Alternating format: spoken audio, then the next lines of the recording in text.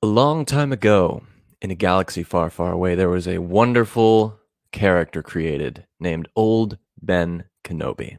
A few years later, that character was revisited by the actor Ewan McGregor, who played Obi-Wan in the prequels. And now we have a television show coming that takes place between Revenge of the Sith and A New Hope, approximately 10 years after the events on Mustafar.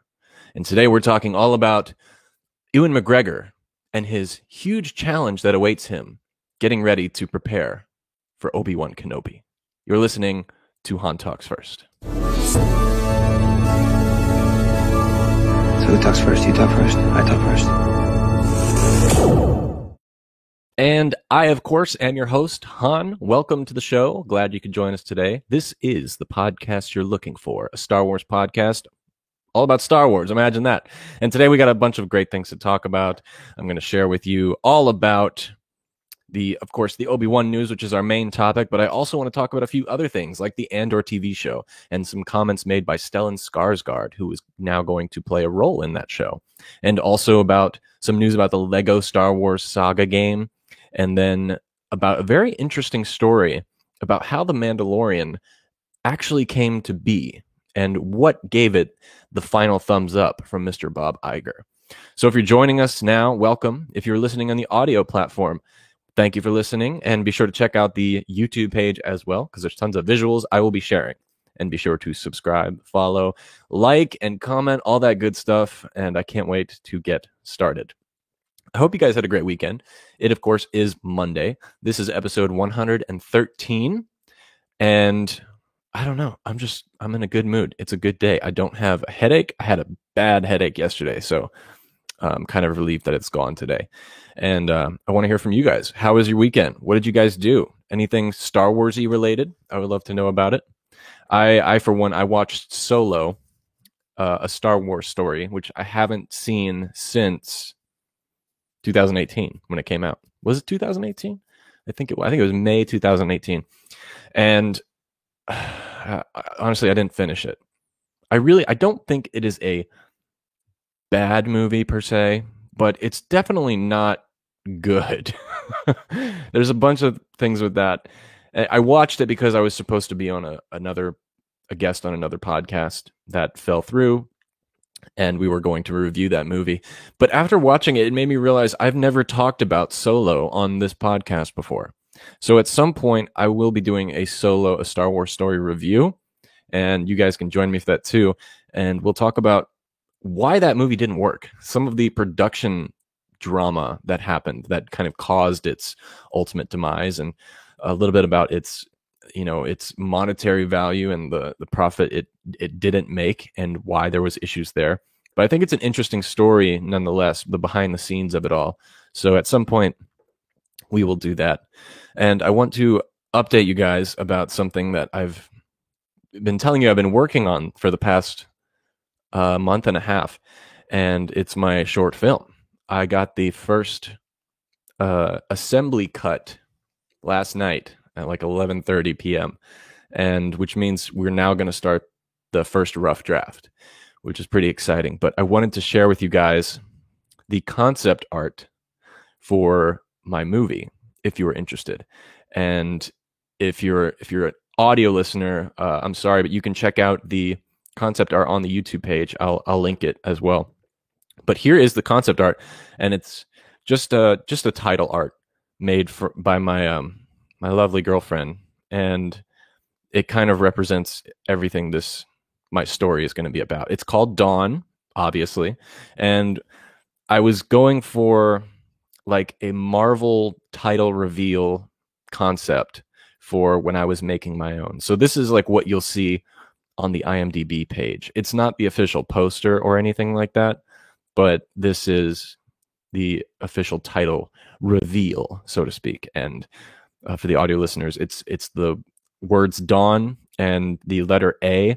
Its tail ends are hanging down a little lower, and there's a sunset superimposed into the letters. So that's that, and we'll be having more updates soon. But the assembly cut came in, and we are moving along, and it was a great assembly cut. So we'll be working on the rough draft tomorrow, and I'll have more updates soon.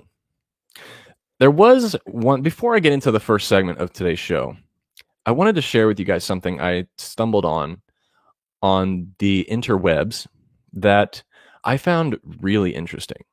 And it's a new Star Wars collectible that just was announced. And it's a Death Star watch, specifically what do they call it here? They call it a tourbillon watch. I assume that's just the style of watch it is. And I saw this and I was immediately like, oh my God, I need to have that. So check it out for the visual, for the people watching this. Here's a picture of it. And if you are listening to the podcast, you can look this up yourself. Just search Death Star tourbillon watch and you'll be able to find it. But look at this bad boy. How beautiful is that? So the centerpiece is a in construction Death Star. And the hands of the watch are little star destroyers. And then the rim of it is beautiful. It's got this like dome-like glass on it. And even the straps are really nice too. I mean, look at this thing. It's so beautiful. And then the numbers are colored in red, like Sith red. And it just looks so cool. And if I'll tell you about what the cost is in a second, but check out, it comes in this little box here, which reminds me of the cases you get at Galaxy's Edge for your lightsaber.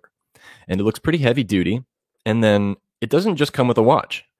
It comes with these tubes that the watch comes in that kind of look like kyber crystal containers, which I think was the point. And so you get a container with the strap, a container with the watch, and then the third thing you get is an official prop kyber crystal from Rogue One. And for those of you looking at it here, this is one of the official props used in Rogue One, the movie. I'm not sure if it was on screen or not, but it was made. It's an official prop.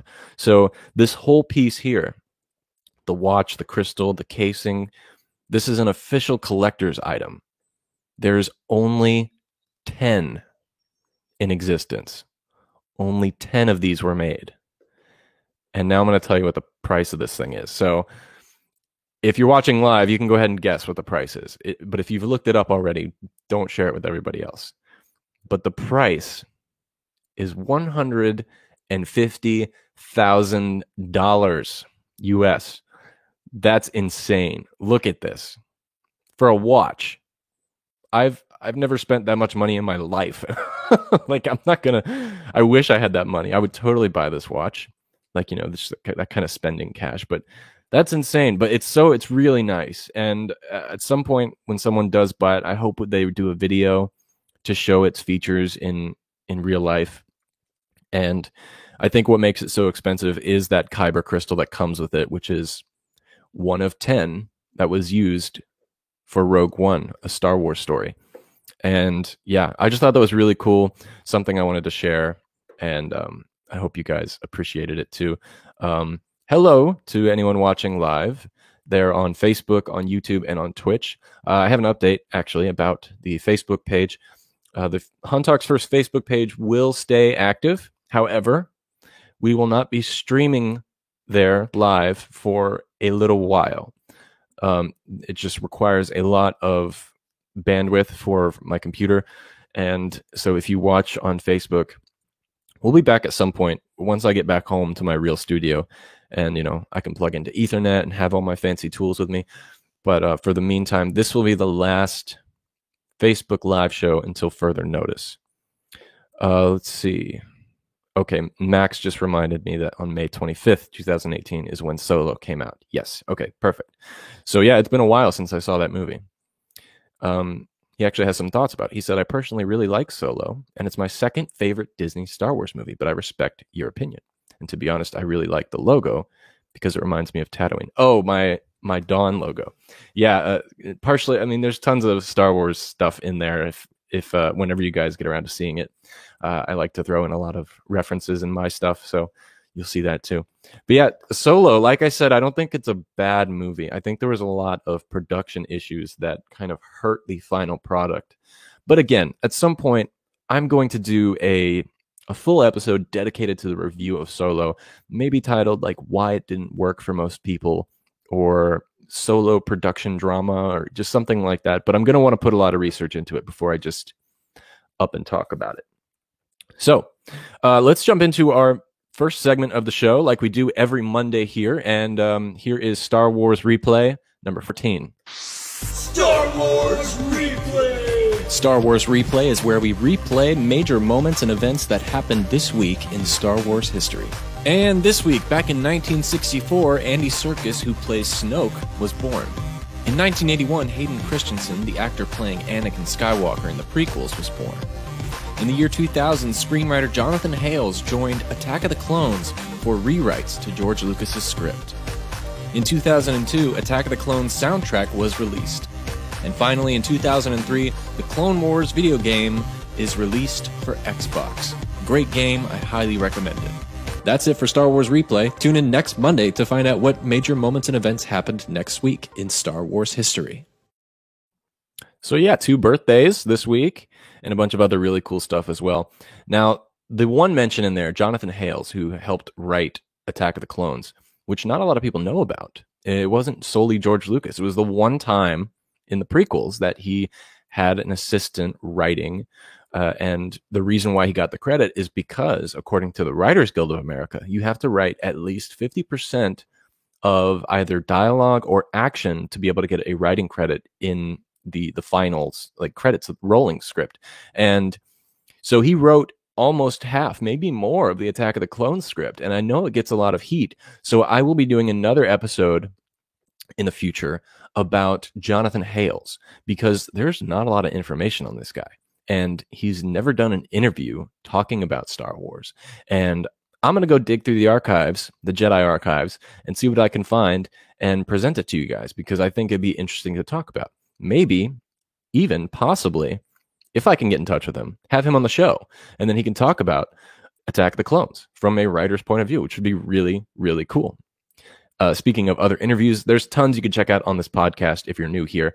I interviewed Yessi Rivera, the face character for Sabine Wren, and also Christina Ario, who is the host of the Star Wars High Republic show, which you can watch too. We did that last week, and all on the YouTube and on the podcast form. So let's talk about some of the main topics. So here's a really brief one, but I wanted to mention something a little bit about Andor. And we've been getting a lot of casting news, and if you haven't seen, Stellan Skarsgård was cast in Andor, the series. And he had some interesting things to say about it on why he accepted the role. And he said this a little recently. He said, and I quote, "As you know, they'll shoot me if I say anything. I can't even get a proper script. It's printed on red paper, so I can't make any copies of it. It's ridiculous. But when I saw Rogue One, it had much more atmosphere and seemed a little bit more mature. And that was Tony Gilroy, who's the showrunner on this one. So hopefully, this one will be a little bit more than plastic people falling over." And then, of course, he said part of the reason why he accepted the role was because of his children, and they were fans of Star Wars, and he wanted to kind of be in that as part of a way to kind of connect with his kids and make them a little happy. So the things I take away from this is he accepted this role because he didn't think it was just going to be another regular Disney movie or a Disney Star Wars movie. And it was Rogue One that convinced him to say, I'll be a part of this Andor series. Another thing I take from this is he probably wouldn't have accepted the role otherwise if it was like an Obi-Wan Kenobi series, The Mandalorian. He said specifically Rogue One was the inspiration. And of course, he said the comment about it's not just going to be plastic people falling over, which I assume are stormtroopers who, yeah, their armor kind of looks like just plastic material, which is kind of the fun love of those aspects. But as far as my opinions on him joining the cast, I'm pretty excited about it. Stellan Skarsgård is an amazing actor, and he has a very, very long career. He's done so many movies, so many different roles. He can do the family-friendly character like in the Marvel movies. He can be very serious. He can also be very dramatic, and he can also be very, very creepy. I don't know if any of you have seen the volumes of movies titled Nymphomaniac, which may not be 100% appropriate to talk about on this show, but they are very experimental films and very cerebral films and very disturbing. And Stellan Skarsgård plays one of the main characters in there, similar to a herald in like the hero's journey to this middle-aged woman, and he's extremely creepy in that, but he does a fantastic job. And then of course he's been in Pirates of the Caribbean. He's been in so many big blockbuster hits that, you know, just adding him to Star Wars, you can't go wrong when you add talent like this. So I think I'm excited. You know, I've said in the past I'm not too thrilled about Andor, you know, but the more I hear about it, it does make my excitement go up a little bit. But I'm mostly going to jump into the show because of the same reason Stellan did. And Tony Gilroy. Tony Gilroy saved the original movie, Rogue One. He's kind of the uncredited director of that film. Yeah, Gareth Edwards did a lot of great stuff and did many great contributions. But a part of me still thinks that Gareth Edwards didn't understand Star Wars as much as maybe some of the hardcore fans do. And I say that because there's this story of him walking into the props department in the early days of pre-production for Rogue One. And he's looking at the armory props for this day that he went in there. And they laid out a bunch of different types of stormtrooper guns and like ammunition and just ordnance, all types of stuff. And he went through and he said, these are really great, but they don't look like Star Wars types of weapons. And the props master looked at him and said, these are actually the originals that were used back in 1978. And he was kind of like, oh, well, let's change it. Let's do something different, which is good and bad. On one hand, it's like, was that kind of like a power move? That's out of the question. That was a terrible, that was a terrible note. But it was, what was good about that was he did what George did. He took things that already existed and augmented them, added things, took away things. I mean, if you look at the lightsaber, for example, it was a hilt to a flash for an old school camera. They just took off the dome and the bulb, and then you got a lightsaber. Simple as that. So it was a nice turn of events there. But Stellan Skarsgård is in Andor series. I would like to know what you guys think about this news. If you're excited about the show, what do you think it's going to be about? And what do you think about Stellan joining the cast? Again, like I said, wasn't too excited at first, but it's growing on me, and I can't wait to see what comes of it. I hope that Andor will be a little darker like Rogue One. Yes, I agree, Max. I hope it's a little darker as well. And Rogue One was dark, but I definitely I want a darker show, especially with something like Andor. It's like underground reconnaissance spy thriller. It's what I really want. And kind of like, if I were to compare it to Marvel, Winter Soldier. And you know, Rogue One was actually not going to have a dark ending. You guys listening may know this, but for those of you that don't, I'm going to share this real quick. Rogue One originally had them ending the movie with a marriage ceremony.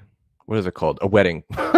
And it was with Jyn and Cassian getting married at the end of the movie. And I, for one, am not a fan of that idea. I'm glad they cut it. But they wrote that because they didn't think that Disney would let them kill off every character, spoiler, at the end of the movie. Which is kind of funny. They were like, they purposely went, they didn't even ask. They just went for like a kid, like a typical Disney ending. Like, I'm surprised they didn't write in there that we fade out to everyone like in dancing or something, like the Zemo cut. Just kidding. But so it has an interesting backstory as well. Yet another movie I haven't talked about on this show before, Rogue One. So I will definitely be doing a Rogue One review as well. I've done every other Skywalker Saga movie review, which you can check out on the podcast as well. And I hope you guys enjoy that, definitely. And in the comments here, to the Stormtroopers, if Taika's movie is a comedy movie, I think he will show how. Let me read this again. To the Stormtroopers, if Taika's movie is a comedy movie, I think he will show how dumb. I think you meant dumb. The Stormtroopers are, like he did in Mando season 1 finale. I think so too. I think Taika. I mean, he's definitely going to lean into the comedy, no matter what he does. He does know how to do dramatic and emotional stuff as well, like with Jojo Rabbit, which was great, but also half of it was just comedy. So when we get his movie, I think he's going to rely on that definitely. But what's great about it is Taika has a very, very dry sense of humor. And in the original Star Wars, the humor in it was extremely dry. It was diegetic. It was realistic. Like when one of my favorite parts of that movie is when Harrison Ford is talking to the Imperial guards in the comms room from the cells, and he was just like, everything's fine here, everything's good. How are you? And they're like, what's your badge number? And he gets upset and he just shoots the intercom.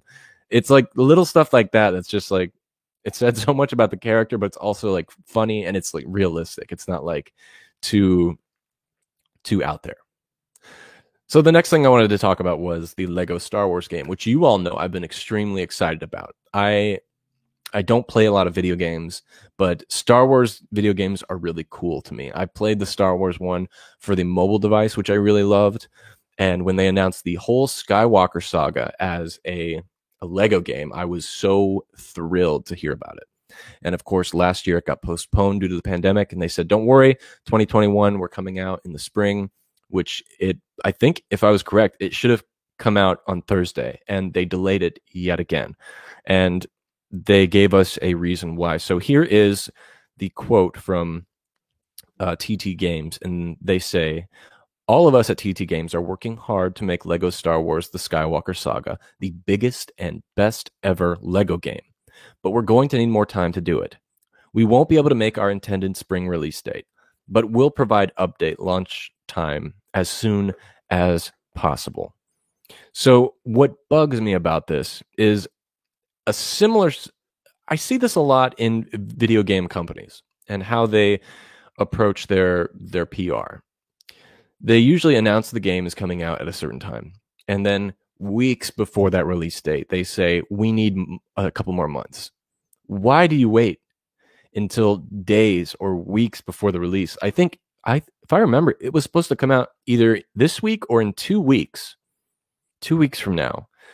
I can't remember exactly, but that was what was important about this game to me, was the announcement anyway, was that they said it was going to be delayed yet again, and they don't have a projected date in mind. But what is great about this message, if you see, they said their goal is to make this game the biggest and best ever Lego game ever. Best ever.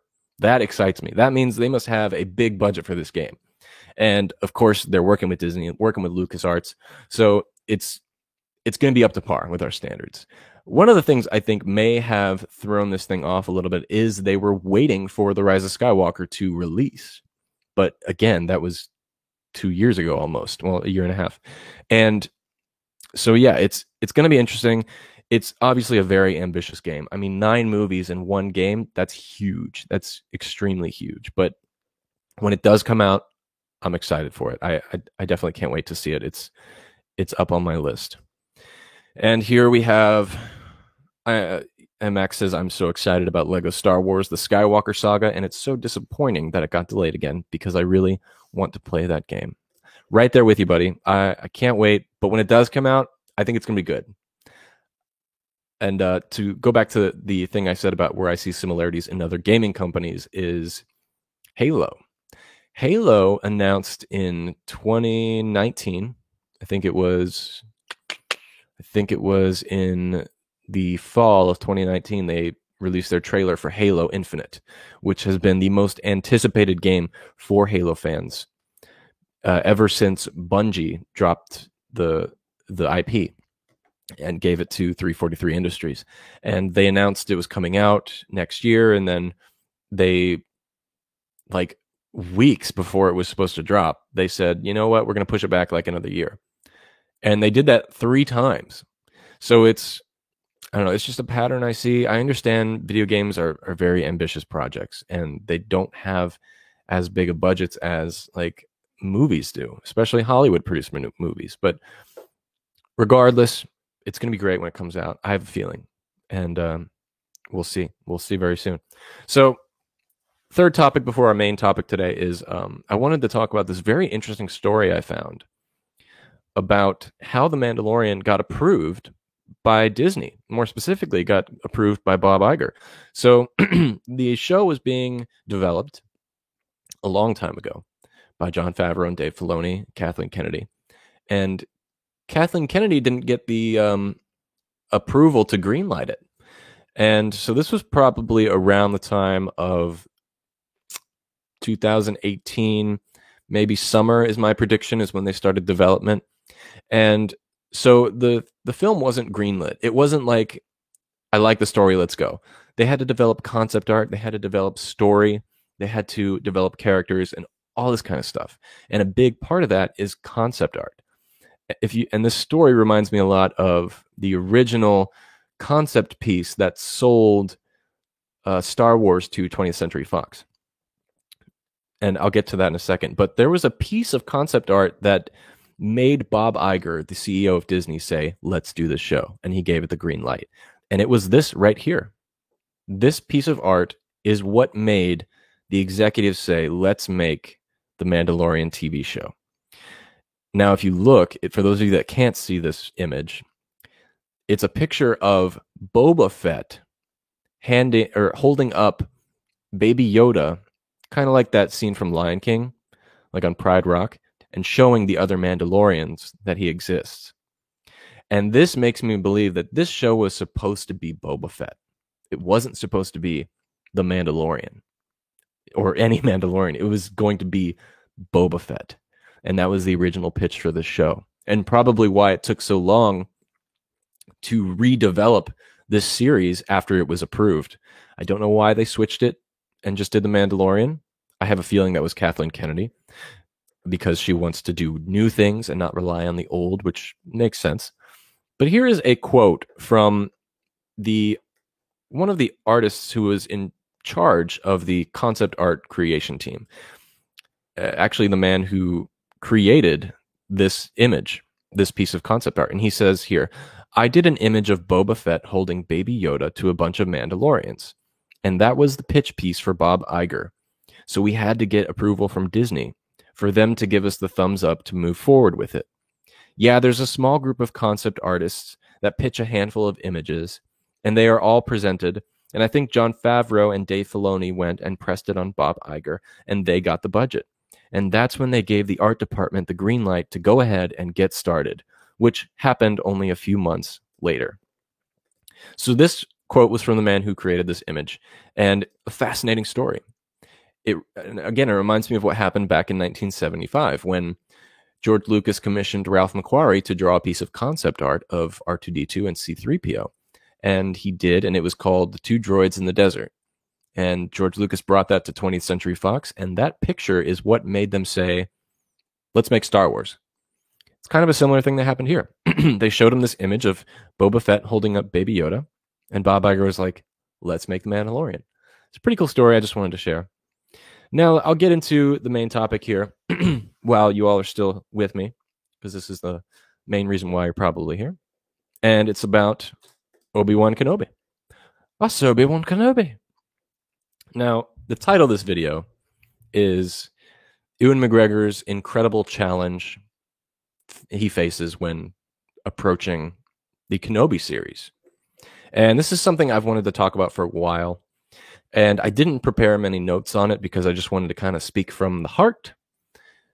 Now, for those of you watching live, I want to know what your theories are on what you think the biggest challenges for Obi-Wan is. And if you're listening on the podcast, why don't you share me yours as well? Mine is specifically about character, and specifically about character motive. And I'm not talking about him getting into shape, which he announced a few weeks ago, and he posted a picture of himself getting really built and swole for his new upcoming role in Kenobi. And I'm also not talking about his transition from Revenge of the Sith to Alec Guinness or the A New Hope Obi-Wan Kenobi. I'm talking about something a little bit deeper. Something that not a lot of people have mentioned, and something that I am most concerned with going forward. Not concerned, but something that I've been thinking about for a very long time, before the show was announced, maybe even before Disney bought Lucasfilm. I'm going to take a sip of water and then I'll explain to you guys. So, let's go back to the early 2000s when Ewan McGregor was preparing for Obi-Wan Kenobi in his 20s. And I'll put up a picture here. So, back when he was preparing for this role, he said that he watched a bunch of Alec Guinness movies to prepare, especially those of which when he was young, because he was having to play a Obi-Wan Kenobi in his 20s. And he totally grasped exactly the image and body of Alec Guinness from those earlier days. And he did a great job. That's no question. Everyone loves this portrayal of Obi-Wan Kenobi. He did an impossible task. He had to recreate a character from the 70s. He had to make sure he didn't disappoint people with his performance. Like a lot of people, how they were disappointed with Solo, which is another thing I'll talk about in the review, Alden Ehrenreich's portrayal of Solo. And a lot of people didn't like that. This was a very hard task to approach back in 1998 when he accepted the role. And everyone loves this character. He did probably the best anyone thought could have been done. Maybe even better. And now he faces a similar challenge where not only does he have to revisit that character and jump forward 10 years, but he also has to embody the Alec Guinness Obi-Wan that was motively defined throughout the rest of the original trilogy. And what I mean by that is, let's take a trip all the way back to Return of the Jedi, where we saw Force Ghost Obi-Wan Kenobi. Now, if you remember, throughout all three of the original films, Obi-Wan kept telling Luke he had to go kill Darth Vader. And then in the last film, he told him he has to kill his father. Now, if you think about it, it's not too consistent with the Obi-Wan that we got in the prequel movies. That's not the man who would have said those things.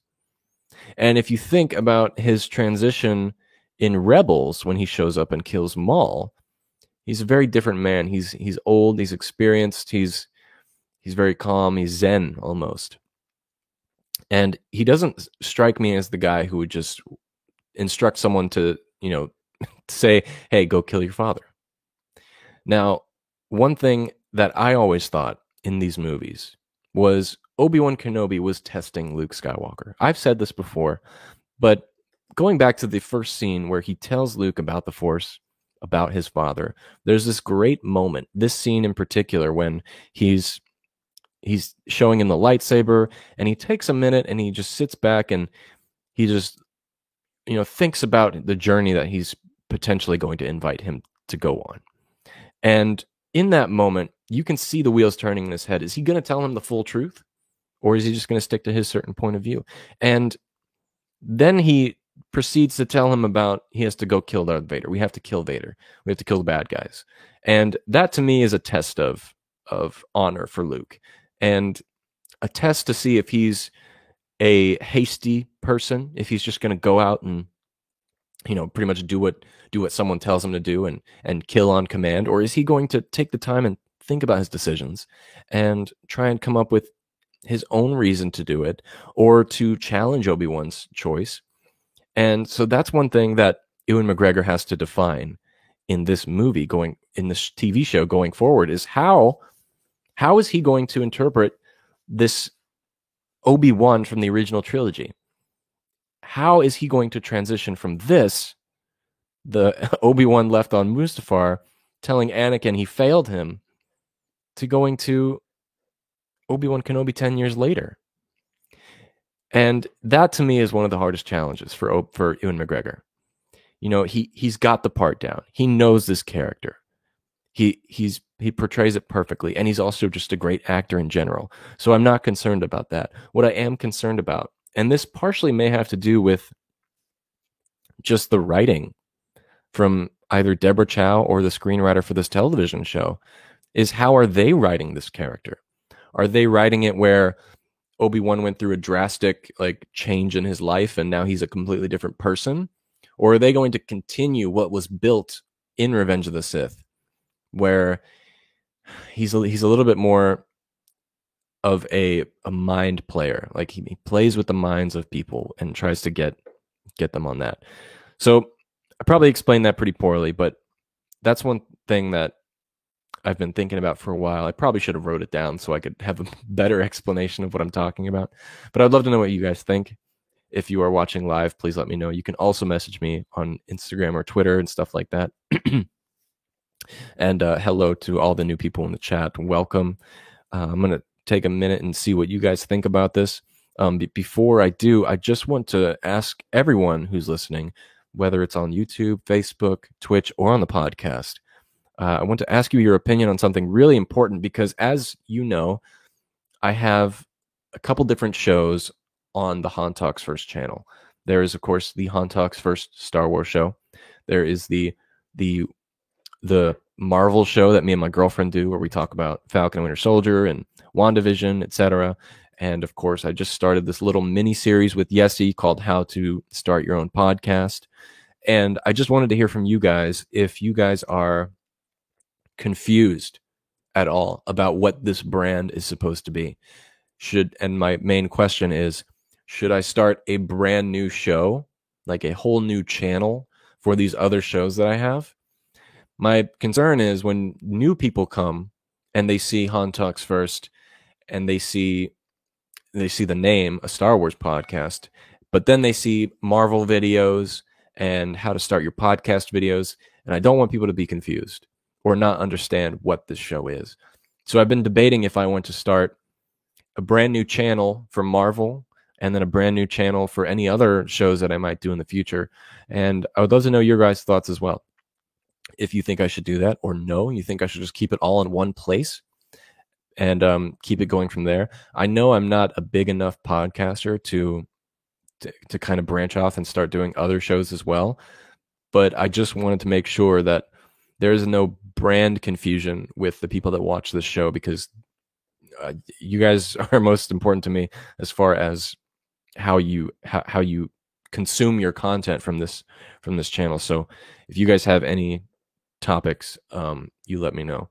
And I just got a message in the chat from some weird name that asked if I want to become famous and buy followers and viewers. Okay, I don't know what it is. I hate it when these child accounts do this. And they're always like, hey, buy followers. Hey, want to be famous? Hey, want to help? We can help you market your show. We can buy you follows on Instagram. I hate that. I hate it so much. I'm never, ever going to do that. And I've been spammed hundreds of times by people like this. And I know most of them aren't real people. They're bots, but you got to leave me alone. If there's any mods in the chat right now, if you can please block that person, that'd be fantastic.